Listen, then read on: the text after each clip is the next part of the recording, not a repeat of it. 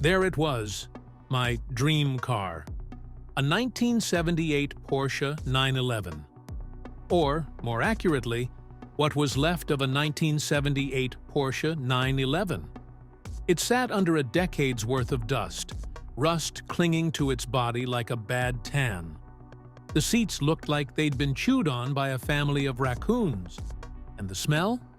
Somewhere between old gym sock and fermented regret.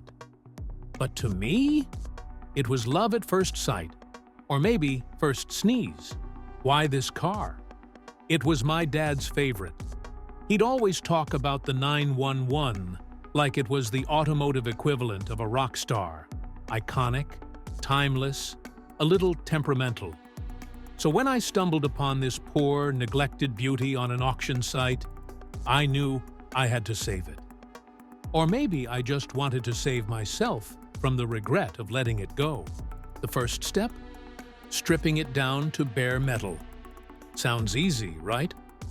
Spoiler: it's not. Armed with a power sander and optimism, I started peeling away layers of rust, paint, and disappointment. The garage quickly filled with the sweet aroma of burnt metal and despair. Every now and then, I'd discover a hole where the floor should be and mutter, "Weight reduction, right?" By the end of week 1, the car looked worse than when I started. Bare bones. But I reminded myself, every masterpiece starts as a mess. Picasso probably had a few rough sketches too. Then came the engine, a flat 6 masterpiece that, in its current state, was about as functional as a toaster. I pulled it apart like a surgeon in a crime drama, only with fewer skills and way more swearing. Pistons, cylinders, and crankshafts covered every surface of my garage. Friends would walk in and say, "Is this a car? Or did a robot explode?"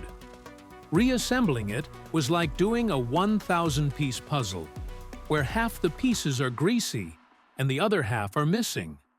But when I bolted the last part in and turned the crank by hand, I felt like a mad scientist yelling, "It's alive!" Well, almost. Choosing the paint color was a crisis. Classic Guards Red or daring Slate Gray.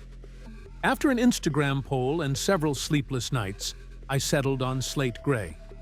Subtle, sophisticated, like a tuxedo for a car. Spraying that first coat felt magical.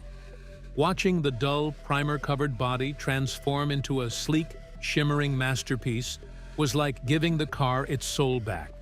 Except, of course, for the one spot where my hand slipped, leaving a drip that mocked me until the next coat. The big moment came one rainy Tuesday.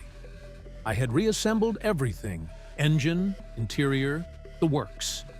Heart-pounding, I turned the key. Nothing. Cue the emotional spiral. Did I wire something wrong? Did I forget a bolt? Am I just cursed? After an hour of troubleshooting and a pep talk from YouTube, I realized the battery wasn't connected. Classic rookie moves. Take 2. I turned the key again. This time, the engine roared to life like a lion waking from a nap. I jumped up and down like I'd just won the lottery, while my neighbor leaned out the window and yelled, "Finally! Thought I'd have to call a tow truck for you." The first drive was pure magic. I cruised down the street, the engine humming like a symphony. People turned their heads, either admiring the car or wondering why I had the world's biggest grin plastered on my face. Shifting gears felt like poetry. The steering wheel, slightly imperfect, fit my hands perfectly. The smell of new leather mixed with the faint scent of gasoline was oddly intoxicating. That Porsche 911 taught me more than I ever expected. About cars, yes, but also about patience, persistence, and the joy of creating something beautiful out of something broken. It's funny, isn't it? We think we're fixing the car, but maybe the car is fixing us. So, if you ever see me driving that slate gray beauty down the road, don't be surprised if I wave. After all, it's not just a car, it's a story on wheels.